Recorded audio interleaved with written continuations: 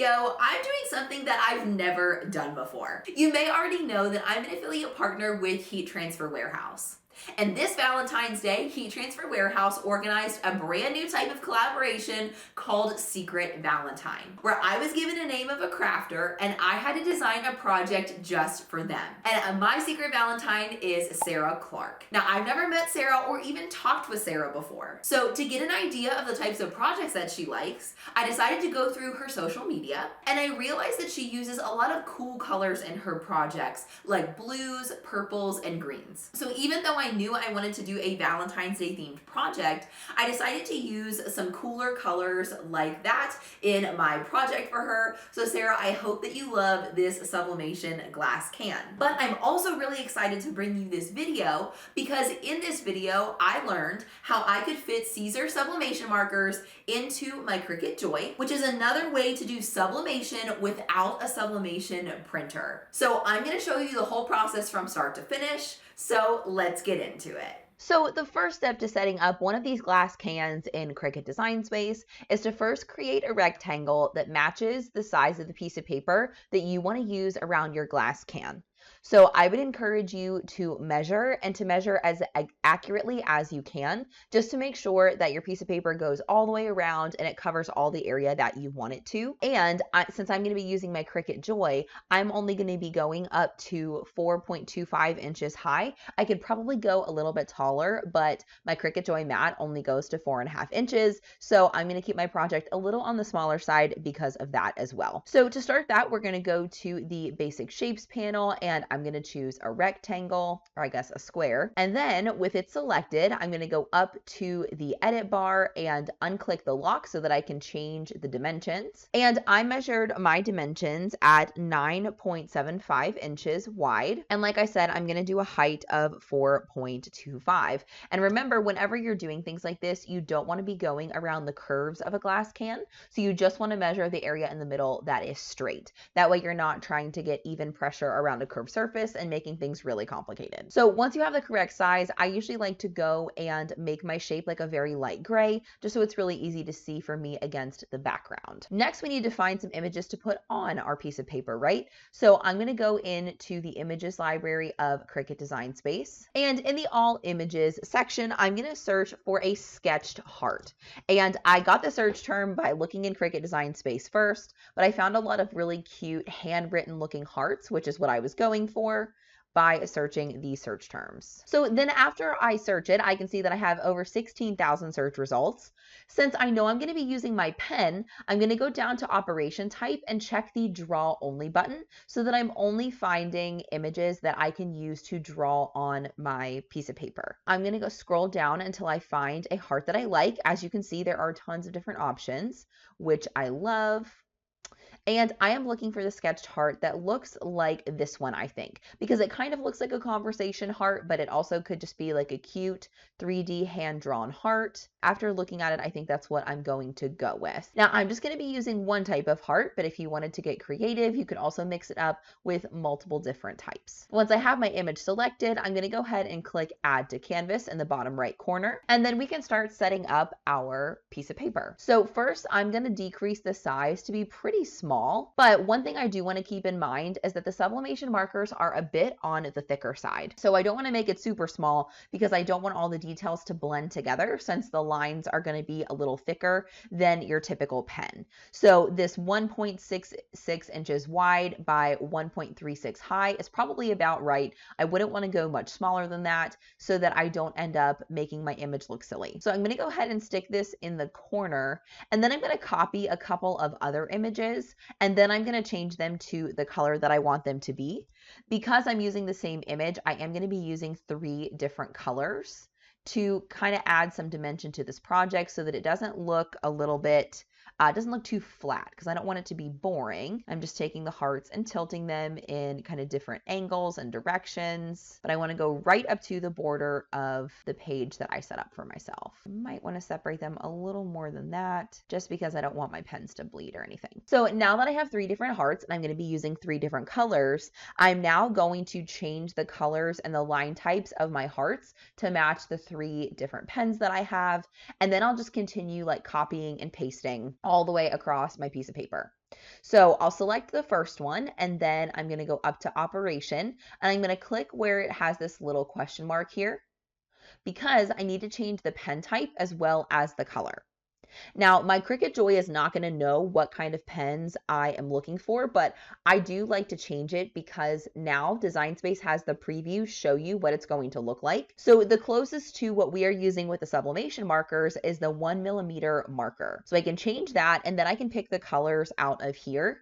And I'm going to be using a green pen, a blue pen, and then I have like a lavender colored one. Probably this violet metallic would be the closest that I can find. So I'll start by calling this one green, and then I'll click off of it, and I'll just repeat the same process for these other two, changing this one to purple and this one to blue.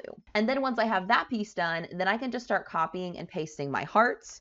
I like to use my Control-C, Control-V keyboard shortcuts, but you can also either right click and choose duplicate, or you can select your heart and then go to the top of the layers panel and select duplicate here. Whatever you are most comfortable with. And I'm going to put this heart in place and kind of tilt it so that it looks a little bit different, because I do like to mix up my patterns. So maybe I'll put this one, maybe I'll put this down here, tip it the other way. Okay, and once I have this final heart, I am going to hover over the handle in the corner of this one and maybe make this one a tiny bit smaller. I like to generally keep them the same, but in order to keep the pattern looking really cute, it is totally fine if you want to do different sizes. You can also add a lot of visual interest that way. If you feel really compelled to change the sizes up, you can do that as much as you want to. And there we go. I might make some minor adjustments just because this side is looking a little bit more squished, whereas these are looking a little bit more spread out over here. So I might make a few adjustments, but I kind of want them to look like a little bit randomly placed. So that's kind of what I'm going for here. I think that looks really fun, and it'll be a good dense pattern that'll look really good on the cup. So since we are using so many different colors, the next step is going to be attaching all of the light colors of the pens. So instead of trying to click through all of these and get them all right, I like to use the layers panel here on the right hand side. So I'll start by clicking the green heart on the top, and then I'm just going to hold the shift key down on my keyboard and go ahead and click all the other green hearts as I go through. And as long as I continue holding down the shift key, I'll be able to select multiple. And then once I have them all, I will click attach. And you can also kind of watch them all blink as I attach them. And that's really helpful to make sure that you've got all of the hearts of the same color. So now we'll follow the same process for the purple hearts and the blue hearts. Good deal. Okay. Once everything is all attached and ready to go, I am going to change my square to white, because that's going to be the color of my piece of paper. Then once all of the different hearts are attached, next I need to attach everything to the piece of paper so that it all writes and cuts all on the same piece of paper. So I'm going to click on the top attach section and hold down shift. And then I'm just going to go through and click the other attached sections, as well as the square that represents my piece of paper. And then I'm going to attach one more time so that everything cuts in exactly the right place. Because we are so close to the border, if you forget to attach these, Design Space will try and separate all of them and put them on separate mats. So that's why it's important to always attach. So then we're going to go ahead and click the green Make It button, and we're going to choose on a mat for this project. And I'm definitely going to be using the 4.5 by 12 inch mat for my Joy. So I'll click on the green confirm button. Then when I take a look here, I can make sure that I like the way that everything looks. And even though it's not super important that you mirror in this case because there's no text, I am going to go ahead and click on the mirror button because we are going to have the piece of paper facing the glass can itself. Everything is going to look backwards. So if I want to have this little area still stay on the left-hand side, I need to make sure that I mirror first. Then once everything looks good to go, I'll go ahead and click on continue. And once my Joy connects, I will choose a cut setting for it. Now, with the sublimation markers, you do not need to use any kind of like fancy sublimation paper or anything like that. So I'm just going to click browse all materials, and I'm going to get as close to copy paper as I can because I'm just using regular, I think it's like 24-pound copy paper.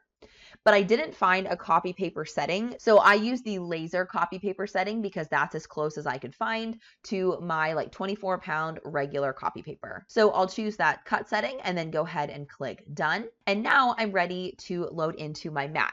Just make sure that you pay attention to the different pens that Design Space is telling you to load because it is going to tell you what order to put the pens into the Joy. So if you want all the hearts to stay the color that you assigned them, make sure that you pay attention to this as we change out our tools. Now let's hop over to my craft table and I'll show you how to load the pens into your Cricut Joy and draw this project. So the next step is to go ahead and insert the Siser Sublimation Markers into your Cricut Joy. But I do want to let you know that anytime that you put a non-Cricut product into your Cricut machine, it does void the machine's warranty. And every single Cricut machine has a 1-year warranty. So you may want to wait until you've had your machine for at least a year before you use non-Cricut products in your machine. But the best way that I have found to figure out how to insert pens into this machine is to start by inserting a Cricut pen and see where that hits in the machine. So I'll start by opening up the clamp and removing the fine point blade.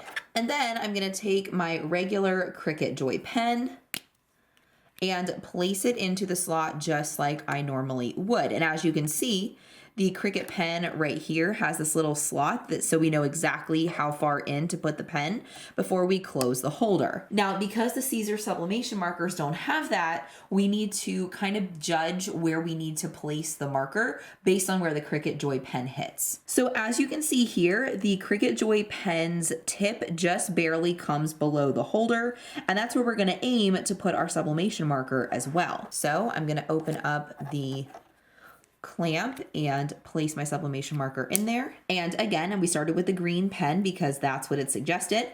So we'll start with this one and put the cap on the back like I always like to do, so I never lose it. And then we're just gonna kind of fit this into the holder the best we can. Now you can see there are some little marks here that may help us to line it up, but since they're not made for the Cricut Joy, we wanna be super cautious when doing that, because that may or may not be helpful. When I pick up my machine, I can see that that's way too low for the tip of my pen. So I'm gonna pull it up a little bit. So since the tip was too low last time, I'm now gonna kind of lower it into place and bring it up nice and slow so that at the end, all I can see is the tip of the marker. Now, this step can take some trial and error because we don't know the exact height that our pen needs to be. So if I start to draw on my project and it doesn't look right, I can always pause my machine or restart with another piece of paper and try my tip at another height. But I think that's gonna work just fine. So I'm gonna go ahead and close my clamp and try this as is.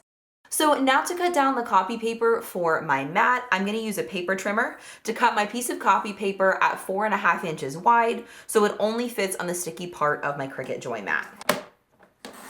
Then I'll remove my sticky cover sheet, place my piece of paper just in the sticky area because at the end of all of my drawing, I will have my Cricut Joy blade cut my paper to be the exact size that it needs to fit on my glass can. So that's why I went ahead and cut it at the full 4.5 inch width. Then once I have everything ready to go, I'll go ahead and insert the mat into my Cricut.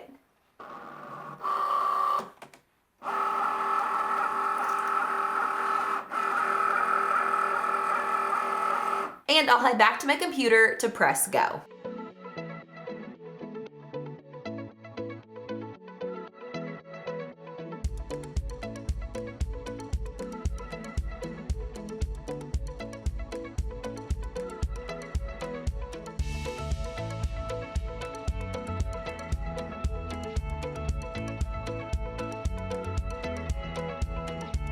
So after you've gotten this first set of drawing done, you may have noticed that the pressure is really off with your pen. And that's gonna be most noticeable if your pen is skipping in the lines as it starts to draw. So if that's the case, then I would recommend that you start the cut over or the draw over with a brand new piece of paper, but mine is looking really good. So now I'm just gonna go ahead and open up my clamp and I'm gonna switch out my pen to the next one that Cricut Design Space recommends, which is the violet one. And something I did forget to tell you guys is I am using a combination of the primary colored Siser markers as well as the pastel. So I'm going to be using the purple, which is the lavender from the pastel set, and I'm going to be using the blue and the green from the primary set. So if you're able to get both, I do recommend it because personally, purple is my favorite color and they don't have a purple in the primary set. So I really like the pastel set as well. Something else that I did is that I did sit my markers in a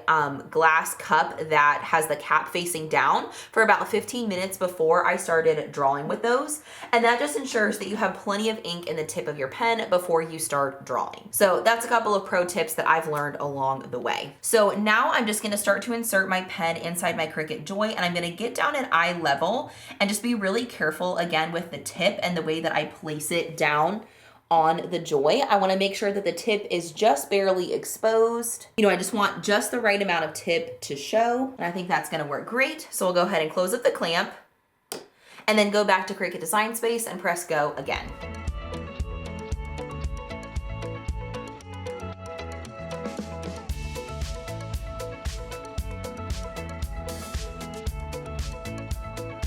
Okay, and then lastly, I'm just gonna open up my clamp and replace the violet pen. I know it's hard to see on camera, but I'm down at eye level. They don't fit perfectly in this pen holder, but I found that this was the only Cricut machine I could get the pens to work in. The pens seem to be a little too wide for the Explorer or the Maker, so they fit in the Joy without any adapters.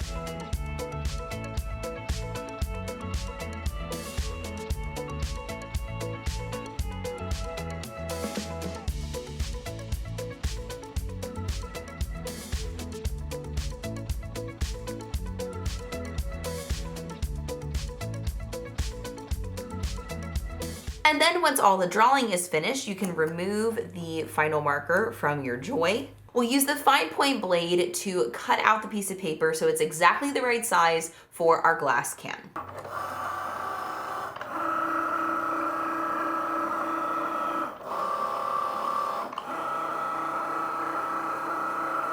Then once all of our drawing is complete, now we can sublimate our glass can.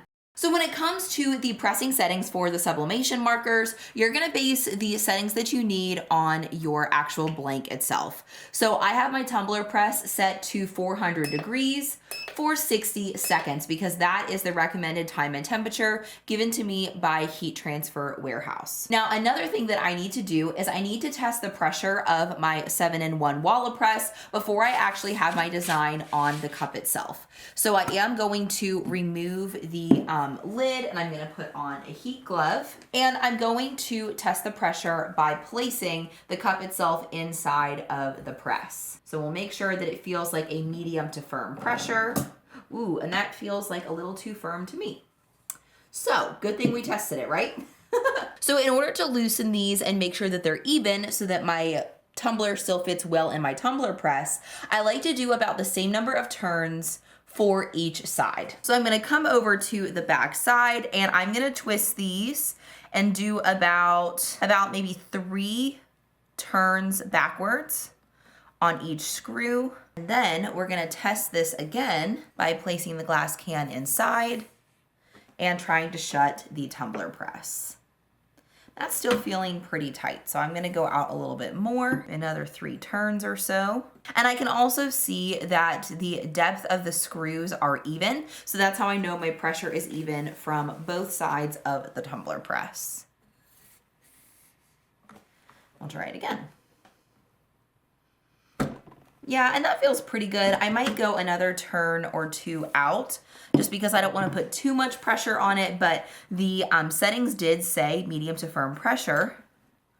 So I do want to make sure that the cup is getting that. Good. That feels a little bit more like nice and tight when I close it, but not dangerously tight like I'm going to break my glass. And by the way, this is the 7-in-1 Walla Press And I have been using this and I really, really like it because it is so versatile. It has a bunch of different inserts that you can put down in the center. So you can do a bunch of different size tumblers, which I love because of course, if you're gonna invest in one piece of equipment, you wanna be able to use it with as many different types of cups and tumblers as you can. So once my glass can has cooled back down from testing it out in the press, now it's time to get it prepared with the sublimation marker and drawing. So the first thing I'm gonna do is I'm gonna wrap this marker side in towards the can, and I'm gonna kind of wrap it around the can like the way that I want it to press. And if you do your measurements right, you should be just about on target with your seams here so that everything looks really good and even. So once you have that kind of firmly wrapped around the middle and you're really happy with the placement,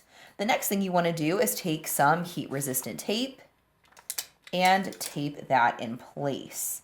And you do want to make sure that it is nice and tight. There's no wrinkles or bumps or anything in between. And if you do, you'll just want to peel your tape back off and then kind of re-tape it accordingly. And I'm also going to put a piece of tape on the opposite side, just kind of on the top and bottom, to make sure that my markers don't slide, because I don't want, while I'm pulling this in and out of my press, to mess up my paper and get any kind of ghosting or anything. So I have my seam taped, and then I also have the opposite side taped in place.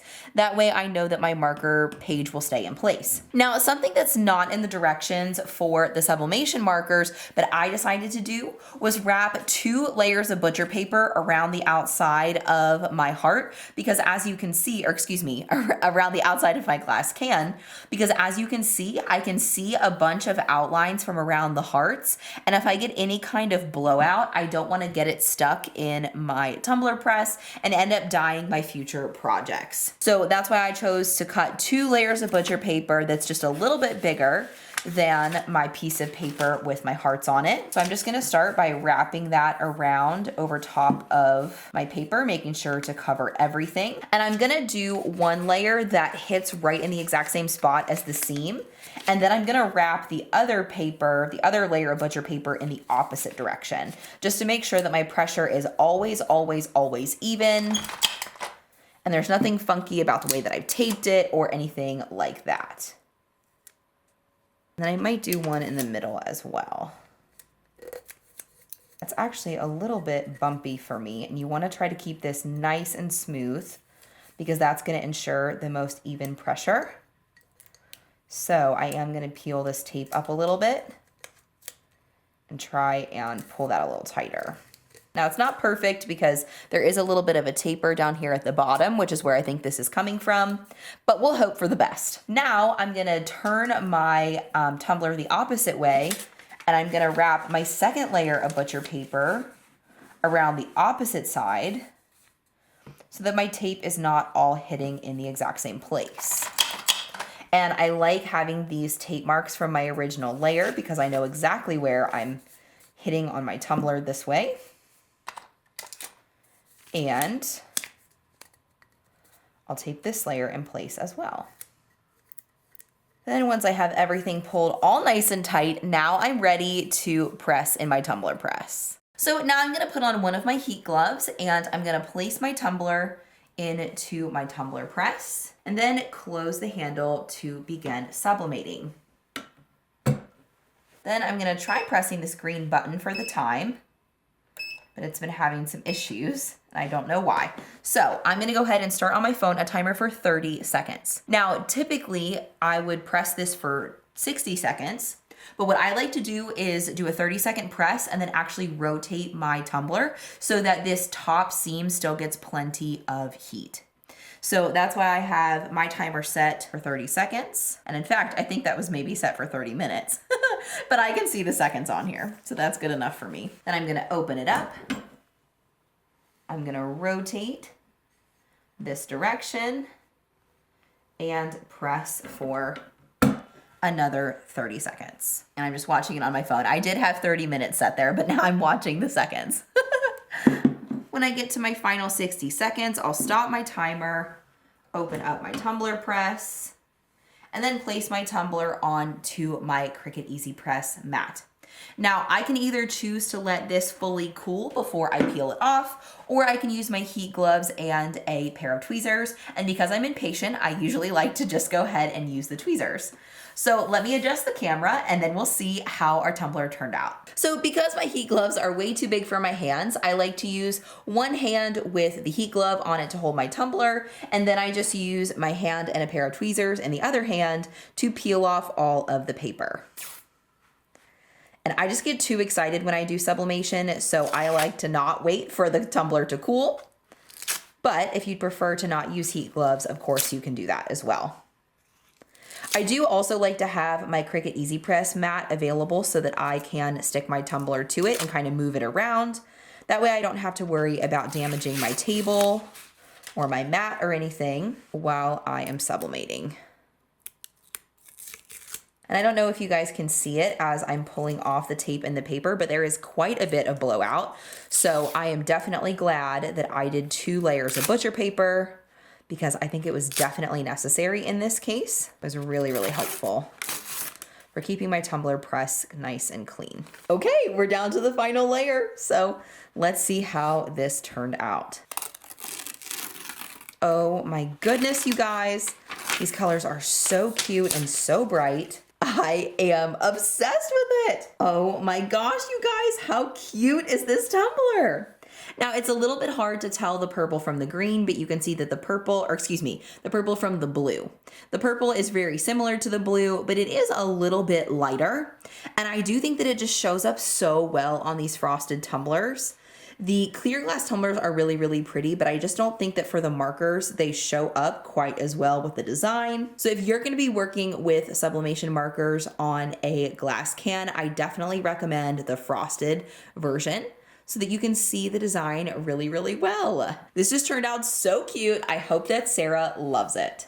Thanks to Heat Transfer Warehouse for organizing this really fun collaboration. And Sarah, I hope you love your sublimation glass can. Now, if you're dying to try Siser Sublimation Markers in your Cricut Joy, let me know down in the comments below. If you learned something in this video, then make sure you give it a like, and don't forget to subscribe to DIY Alex for more videos a lot like this one every single week. Make sure you connect with me on social media using the links down in the description below, all the hearts.